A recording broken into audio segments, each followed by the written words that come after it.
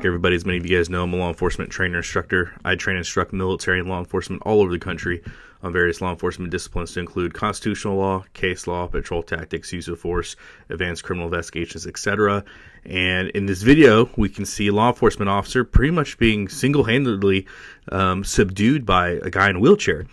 Now, the purpose of this video is not to, be disparaging at all. I think enough people have done that, and I think he's probably replayed this numerous times in his head. So the real big thing about this is just I want to again talk about the use of force continuum, and it's important that officers are capable and are in a physical shape and have the ability to protect themselves. And the reason being, let's look straight at this use of force continuum. Officers' use of force starts with their officer presence, level 1, and goes all the way up to lethal force in number 6.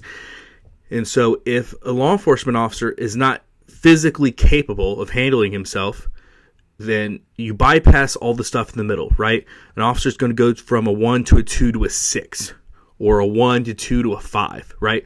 So 3 and 4 are going to be completely not used. They're going to be bypassed, because if an officer doesn't have the ability to subdue somebody, he's not going to attempt empty-handed submission techniques. He's not going to try hard control, right? So basically, wrestling and punching is out of the question.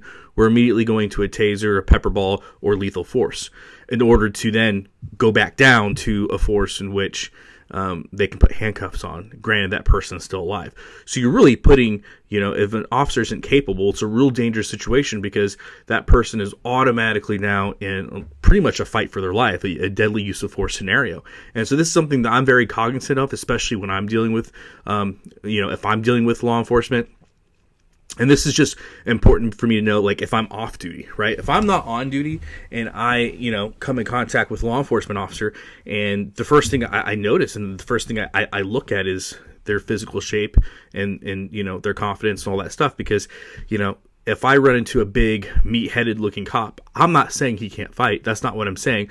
But he's more likely to go hands-on than somebody that is clearly way out of shape, or somebody who is very small and unimposing, right? Somebody that at least has confidence is willing to go hands-on. And knowing that, right, I'm not going to put myself in that situation in the first place. But I know if I have a confident officer, and I can at least have that open dialogue and conversation and not really be all that worried, because I know at least he's confident in his ability to handle things, right? But and those officers are more likely to at least hear you out.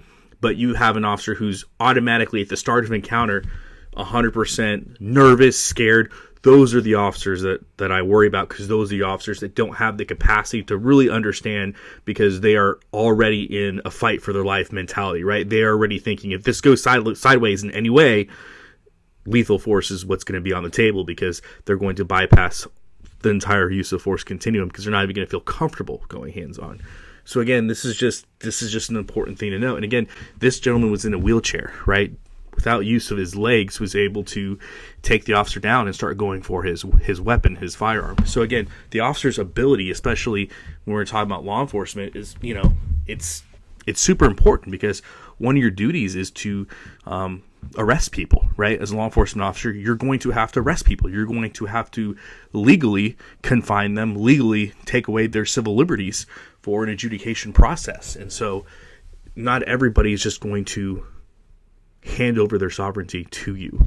And so again, just something important. Again, not here to go drastically long and hashing it out, but it's an important thing to note. And we can talk about all the reasons why this person is doing this job, and you can talk about his qualifications for it. Fine, but the fact of the matter is, there is entire police forces that are filled with people just like this. So it's a real thing to consider. And as somebody who is in law enforcement myself, and as somebody who also has to operate in the world as an everyday citizen, is something that I think about regularly. So take that for what it is. But I'm curious to know, what are your thoughts? Let me know in the comment section below. Let me know what you think of the situation and what do you think should have been done, could have been done. What would you do if you were the leader or organizational head of a law enforcement agency? Curious to know what your thoughts are in the comment section below. As always, guys, long live the Republic.